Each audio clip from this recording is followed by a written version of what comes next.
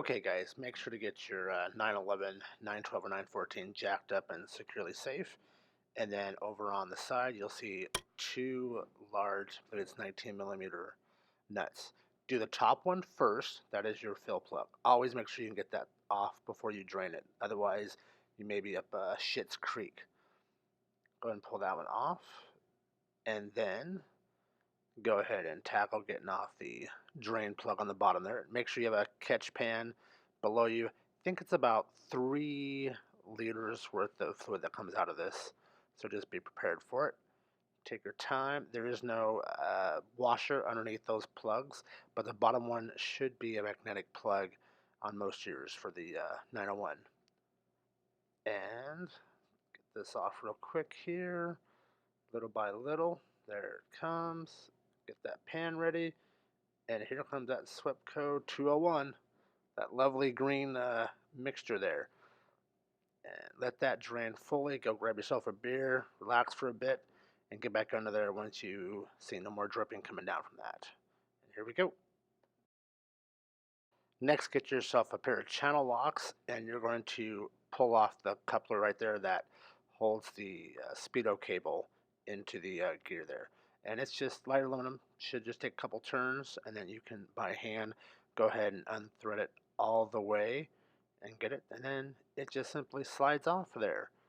May take depending on how you're underneath the vehicle, may take you a minute to kind of slide that out of there and pull it out, but once you have that cable out, you'll see the end of it and have a better understanding of how that all works in that drive gear right there. And get a little closer here for you. There we go. And there she is. She's off. And there you can see the female part of that adapter there. Okay, guys, now that right there is a 10 millimeter bolt that actually secures it to the case housing the transmission. So undo that, and then you can just slide it out. And here we have the drive gear up on the bench, and let's start taking it apart.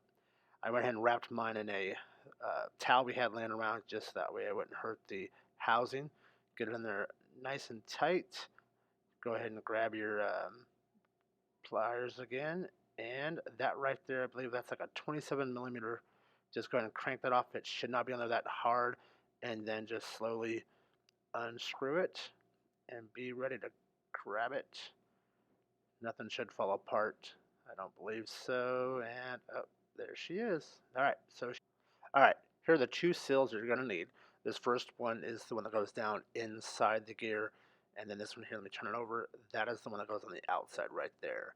The other one goes up inside, and that's the one that's kind of a bitch to get to. So might as well take a beer break right now and get some fluid in you to do this next step.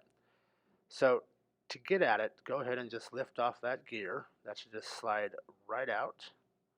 Put that to the side, and then you need to get this thing safely secured in the vise again, because there's a metal retaining ring or a washer, see it right there, that is on top of that rubber seal that goes down in there.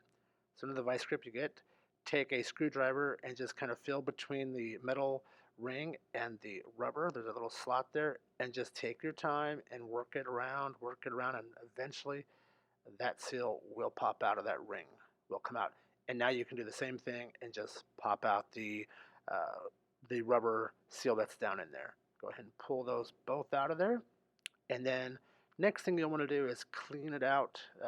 Put some carb cleaner down in there, and then clean it all nice and shiny before you put in the new seal.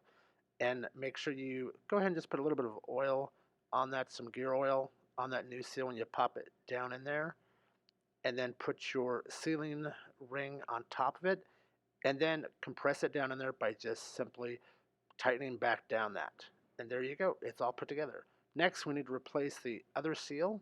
Just simply take a small screwdriver or a flathead, and it will just come right off of there. Take your new one, put some more gear oil on it, and slide it on. And that's it. You are ready to put this back in the car, and no more leaks around your Speedo gear drive. Pretty easy, costs about $15 in parts or so, and just kind of inspect it, make sure everything else looks good, and you're done.